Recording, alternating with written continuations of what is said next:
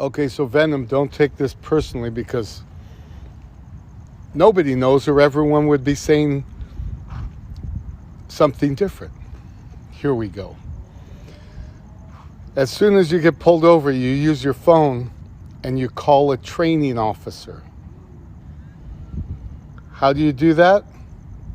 911. Yes, 911, operator. Yes, I'm pulled over at mile marker 24, wherever you are, let them know. And I need a training officer here. Why? Because the officer has pulled me over for an infraction without an injured party, and I know he's going to try and escalate the scene, the situation. Okay, where are you again? Blah, blah, blah. In front of the KFC, in front of McDonald's, wherever you get your garbage food. Anyway, then the officer comes up to your window. You're still on the phone with 911. And he goes, license, registration, and proof of insurance. And you go, sir, are you asking me to incriminate myself in violation of your oath of office? Well, you have to give me your license. You have to ID. No, sir. Right there is the vehicle identification number. It is in plain view, and you can use it to identify me. Just take the number down and run it. You'll be able to see if the vehicle is stolen. You'll be able to see if it's registered. You'll be able to see if it's insured. And if the insurance and registration are not up to date, you'll know. And you'll be able to see the registered owner, which is me.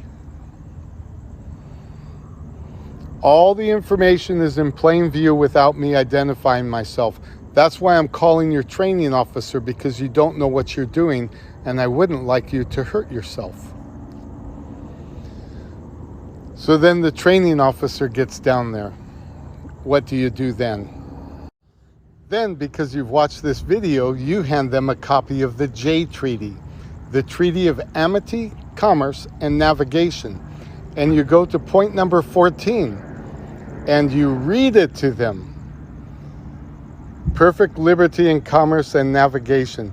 The people and inhabitants of the two countries, respectively, England and the colonies, the United States, shall have liberty freely and securely, and without molestation. Your sticker's in the way, but you get the idea. Read it to them. It says they cannot molest you, they cannot hinder you, which means the traffic stop is a violation of the treaty. You can use that in your defense. Why isn't David Straight telling you this? Why isn't Anna Van Wrights telling you this? I don't know, but you found it.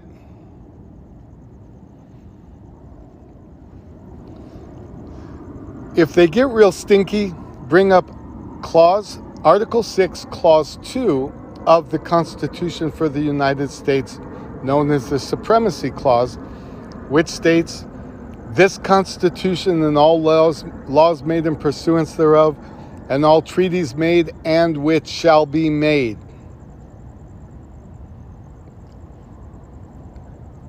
Are the supreme law of the land, and any law to the contrary is notwithstanding. Many people misrepresent that clause and say the Constitution is the supreme law of the land, but it clearly says all laws made in pursuance thereof, and all treaties which are made and which shall be made, and the Constitution. All three are the supreme law of the land. So use this wisely. Get these fucking road pirates and highwaymen off your ass. Don't pay tickets. Fight them in court and win.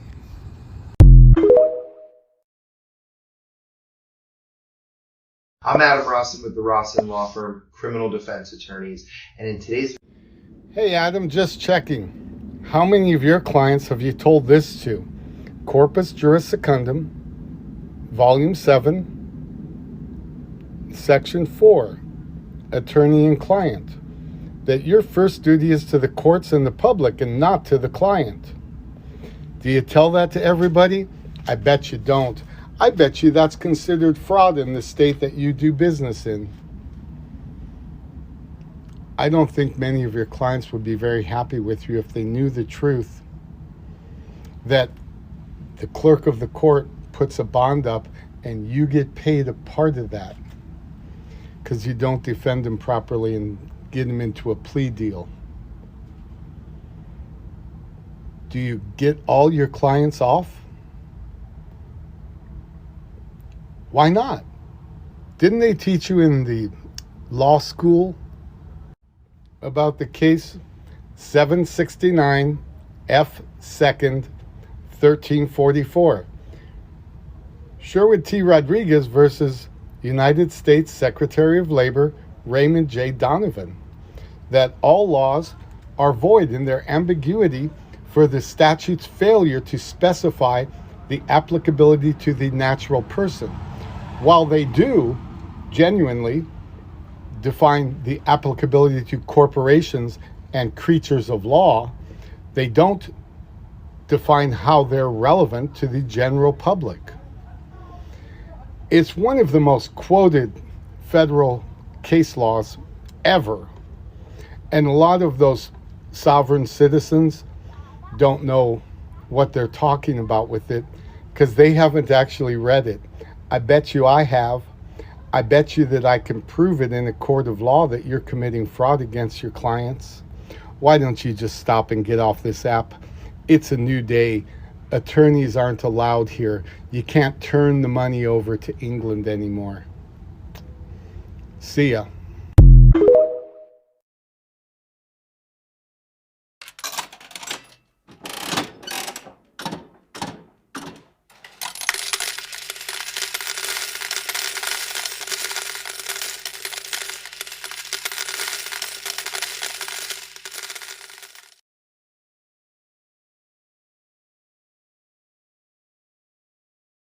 I'd like to give a disclaimer before we get carried away. I am not giving legal advice. I am not giving financial advice. My videos are for educational purposes, for informational purposes, sometimes for entertainment purposes. I merely wish to expand your mind and ask critical thinking questions. I'm a curious person. I ask unique questions. I jump down the rabbit hole, and I bring you with me if you're interested. So nobody get in trouble. Nobody get excited and go doing anything without doing your research. Ask questions. Look around. Be curious. Talk with each other. I love the discussions in the comments. If you guys want to join my group, link in bio. I'm not selling anything. I don't have a class. I'm just connecting the dots. So have fun.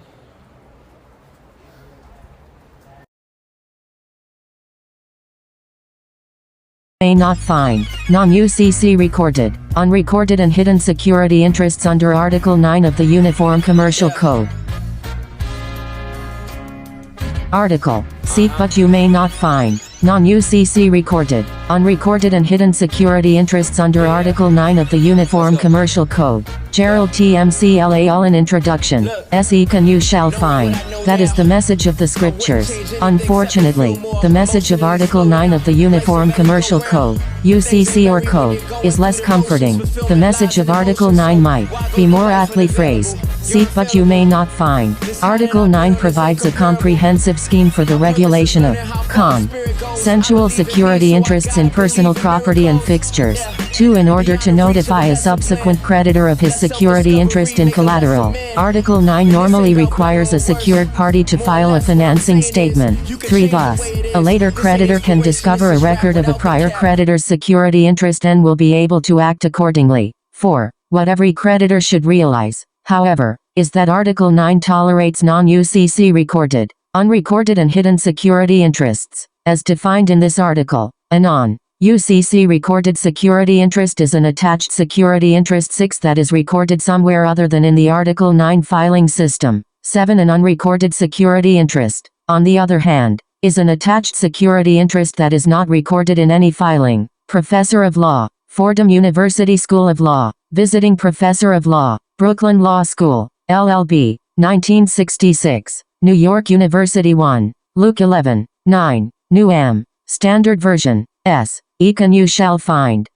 2. UCC Section 9101 Official Comment, 1977. CID Section 9102, 1, 2. Unless otherwise noted, all citations are to the 1977 official text of the Uniform Commercial Code, UCC or Code. 3. CID Section 9302, L. 9303. 4. In the normal case, the code gives priority to the creditor who first files a finanking statement. CID Section 9312. 5.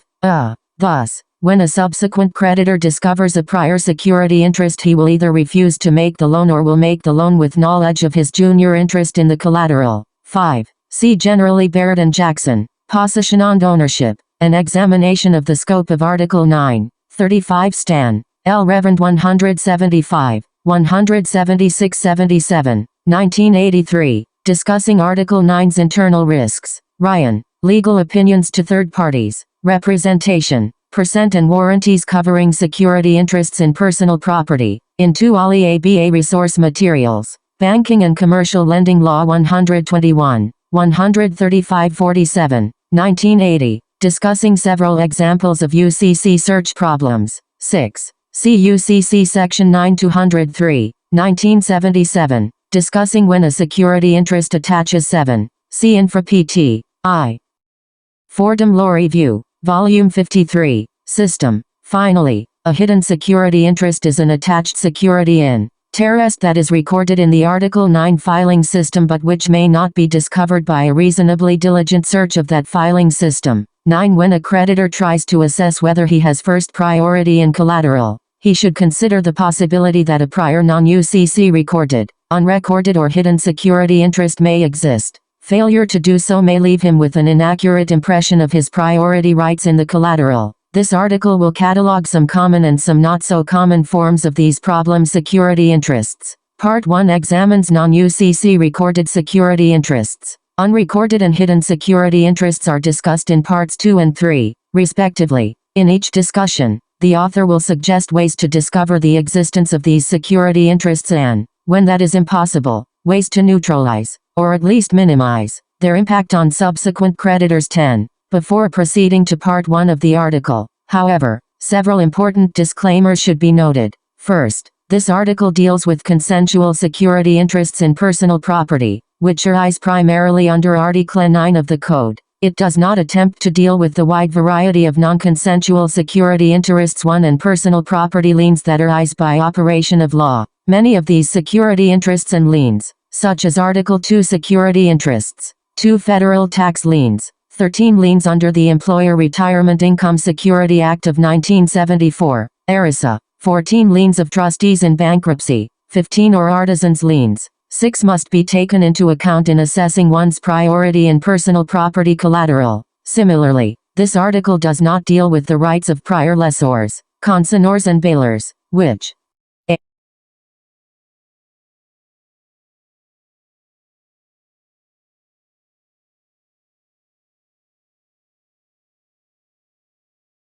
could affect the priority rights of subsequent Article 9 creditors. 7. The sheer number and variety of these non-Article 9 liens, security interests and other property interests makes adequate coverage in an article of this length impossible. Second, this article will analyze the 1977 official text of Article 9. On occasion, however, The article will consider significant state variations of the official text and significant judicial opinions construing the official text, although no attempt is made to provide a comprehensive survey of all relevant state variations or judicial decisions. Thus, the analysis presented here may have to be adjusted in light of local state law. Third, possible non-UCC recorded, unrecorded or hidden interests involving fixtures have not been included in the analysis. These issues are also better left for separate discussion. 8. Non-UCC recorded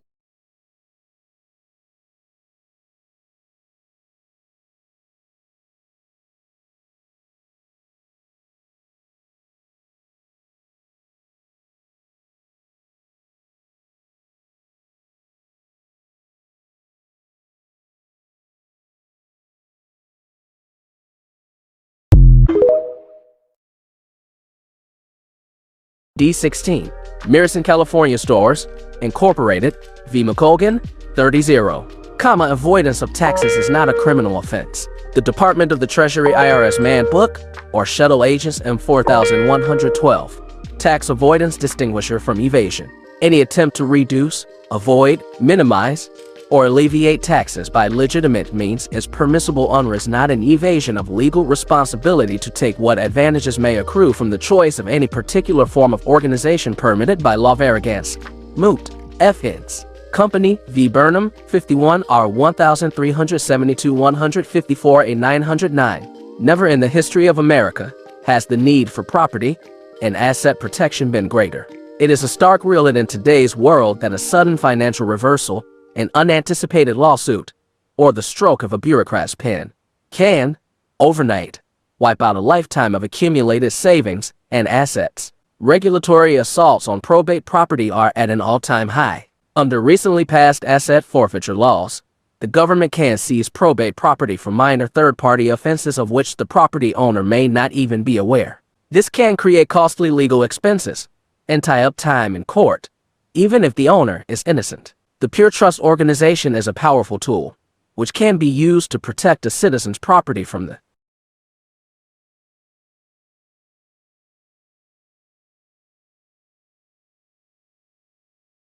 myriad of regulatory abuses imposed by the government as well as frivolous lawsuits. Also, in today's computed and technological supercommunication age, your privacy can be invaded with the stroke of a keyboard with a citizen's social security number or federal ID hash.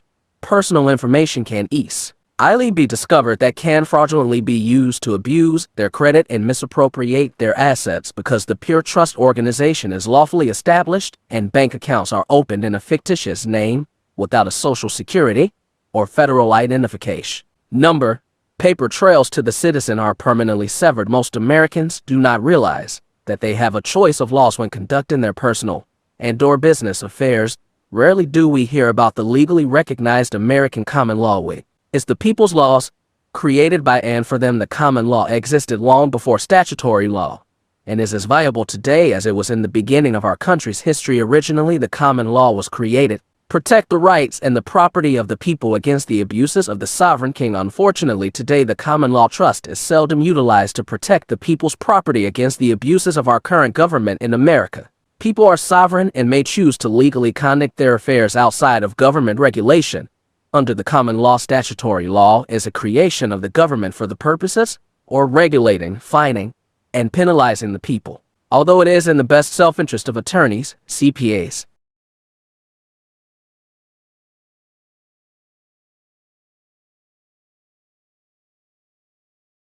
and the governmental legislatory trust, which are a creature dry and tax requiring liner for high.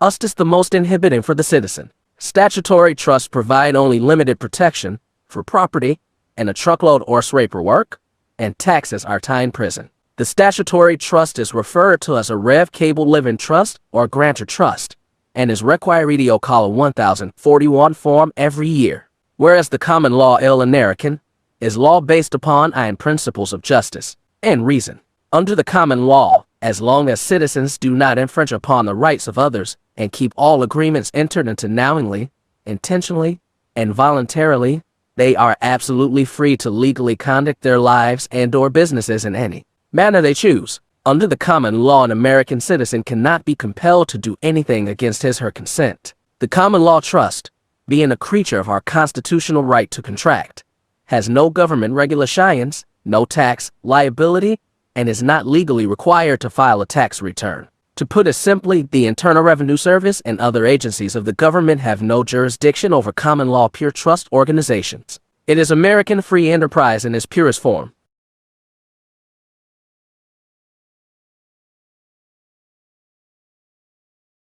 Financial planning for the future. The knowledgeable and wealthy have continued to use the pure trust throughout American history. When the original 13 colonies won their independence, the man who was reputed to be the richest in the nation, William Bingham, who also served as a senator from Pennsylvania in the Second United States Congress, started a pure contract trust for his estate, which, at one time, held over 2 million acres in Maine.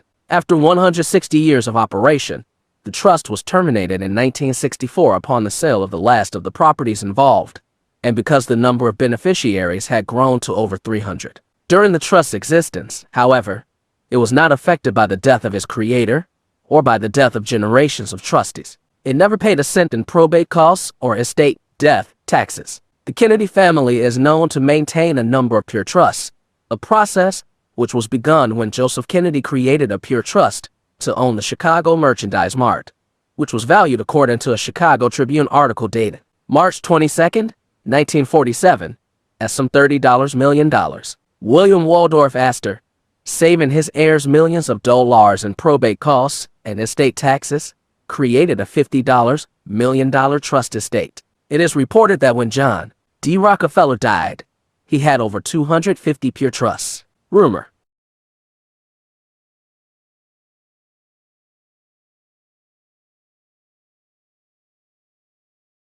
has it that the number of Rockefeller pure trusts now tops the 2,000 mark. The billion-dollar-plus Mellon family, Mellon Bank, has extensively utilized a complex structure of pure trust organizations. The Dallas Morning News carefully researched the estate of Texas oilman H.L. Hunt, who died with less than $30,000 in total personal assets, automobiles valued at $21,250 plus $5,443 in deposit in his name in the bank. Yet, he passed complete control of an estate estimated at $2 to $5 billion to his son, Bunker Hunt, without estate taxes or probate costs, through the use of pure trust organizations. Why are we not utilizing the successful history of the knowledgeable and wealthy? The leading reason people are missing out on the best in trust is because the majority have done nothing in preparing to leave assets to their children. Most people feel that they have plenty of time and will eventually do what needs to be done. There are those who believe a good will is all they need. Their lawyer friend has convinced them that a will is the best option. There is no law that states that an estate has to go through probate, but a will mandates probate. Years ago, knowing that there was no way to stop trusts from being used, lawyers arranged the legal system to where, if you used a will, or made no provision for distribution of your estate, then the estate had to go through probate. Wills were then promoted and trusts were ignored until the last 10 years or so.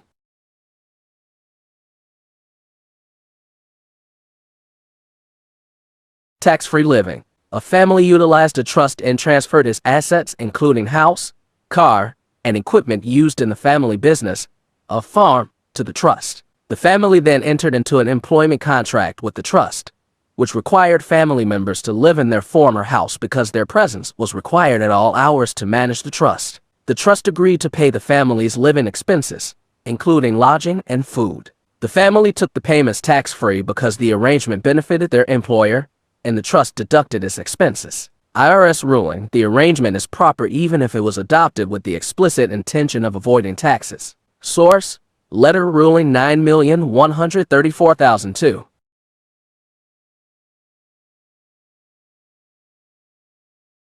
Pure trust definitions. The corpus. The property held within the pure trust is called the corpus. One or more trustees manage the corpus for the benefit of an unlimited number of beneficiaries. Capital unit holders, the exchanger or settler. The pure trust is implemented after it has been signed and executed by all parties to the contract, and the exchanger, who is also called a settler, conveys property into it, creating the corpus of the trust in exchange for capital units. This constitutes a tax-free exchange. The exchanger can hold all capital units or divided them among beneficiaries of the exchanger's choice. The exchanger, settler, can be a beneficiary capital unit holder or only a capital unit holder. Beneficiaries capital unit holders. Capital units represent 100% of the rights to the proceeds and the rights to the benefits of the property held in the trust. This is called the beneficial interest. This means that although the exchanger no longer owns the property, he retains the benefits. For example, if a car is in the trust, the beneficiary can drive the car. If a house is in the trust, he can sign a lease agreement with the trust and continue to live in the house. If a business is operating as a pure trust organization, the Benelli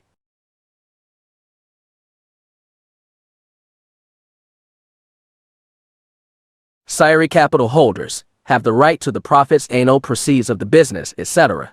Proceeds or thalers of trust are knitted. A beneficiary capital unit